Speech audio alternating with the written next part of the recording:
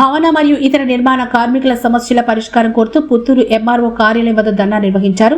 సంక్షేమ చట్టం తిరిగి పునరుద్ధరించాలని, పెండింగ్ క్రైమ్లు పరిష్కరించాలని చంద్రశేఖర్ రెడ్డి డిమాండ్ చేశారు. ఏఐటీయూసీ అనుబంధ AP building and other construction workers union Puttur committee ఆధ్వర్యంలో ఎంఆర్ఓ కార్యాలయం వద్ద ధర్నా కార్యక్రమాన్ని నిర్వహించారు. ఈ ధర్నా కార్యక్రమానికి ఏఐటీయూసీ జిల్లా అధ్యక్షుడు ఎన్ చంద్రశేఖర్ రెడ్డి ముఖ్య అతిథిగా హాజరై ప్రసంగించారు. ఈ సందర్భంగా ఆయన మాట్లాడుతూ దేశవ్యాప్తంగా ఈ రోజు బిల్డింగ్ వర్కర్స్ యూనియన్ ఆధ్వర్యంలో అన్ని మండల రెవెన్యూ జిల్లా కార్యాలయాల వద్ద ధర్నా కార్యక్రమాలు జరుగుతున్నాయని, అందులో భాగంగా ఈ రోజు ఇక్కడ ధర్నా కార్యక్రమాన్ని నిర్వహిస్తున్నట్లు ఆయన తెలిపారు.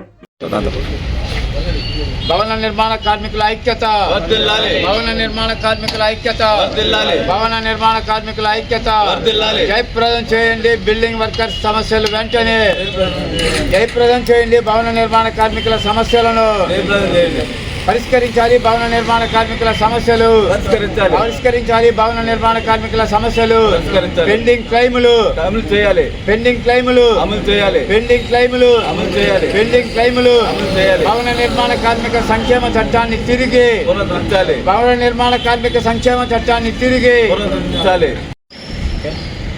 దేశవ్యాప్తంగా భవన నిర్మాణ కార్మికుల సమస్యలు పరిష్కరించాలని ఏఐటీయూసీ అనుబంధ సంఘమైన భవన నిర్మాణ కార్మిక సంక్షేమ సంఘం ఆధ్వర్యంలో ఈరోజు దేశవ్యాప్తంగా అన్ని మండల రెవెన్యూ జిల్లా కార్యాలయాల వద్ద ధర్నా కార్యక్రమాలు జరుగుతూ ఉన్నాయి. ఈరోజు రాష్ట్రంలో గతంలో చంద్రబాబు ప్రభుత్వం, నిన్న జగన్మోహన్ రెడ్డి ప్రభుత్వం, నేడు కూటమి ప్రభుత్వం భవన నిర్మాణ కార్మిక సంక్షేమ చట్టం నుండి 1300 కోట్ల రూపాయల డబ్బులు ఇతర పథకాలకు మళ్లించుకోవడం చాలా దుర్మార్గమైన విషయం.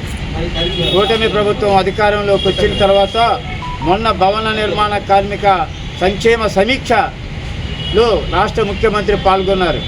అయితే ప్రధానమైనటువంటి పెండింగ్ క్లెయిముల పరిష్కారానికి సంబంధించి, ప్రమాదాలు జరిగితే ప్రమాద బీమాకు సంబంధించి, ప్రమాదంలో చనిపోయినటువంటి వాళ్లకు 6 లక్షల రూపాయలు ఇచ్చేటువంటి పథకాన్ని పక్కన పెట్టడం అనేటువంటిది జరిగింది. అందుకని ఈ రాష్ట్రంలో ఈరోజు అన్ని మండల తహసీల్దార్ కార్యాలయాల వద్ద ధర్నా కార్యక్రమాలు జరుగుతున్నాయి. ఇప్పటికైనా వెంటనే కూటమి ప్రభుత్వం 46,000 క్లెయిములు వెంటనే పరిష్కరించాలి. అదేవిధంగా ప్రమాదంలో చనిపోయేటువంటి భవన నిర్మాణ కార్మికులను ఆదుకునే విధంగా 6 లక్షల రూపాయల ఇన్సూరెన్స్ని ఇవ్వాలి అని చెప్పి, అదేవిధంగా భవన నిర్మాణ కార్మికులకు ఇళ్ల స్థలాలు కేటాయించి 5 లక్షల రూపాయలు ఇల్లు కట్టుకోవడానికి రుణ సదుపాయం కల్పించాలని, లేని పక్షంలో జరగబోయేటువంటి అసెంబ్లీ సమావేశాలని ముట్టడి చేస్తామని చెప్పని భవన నిర్మాణ కార్మిక సంక్షేమ చట్టంగా ప్రభుత్వానికి హెచ్చరిక తెలియజేస్తా ఉన్నాం.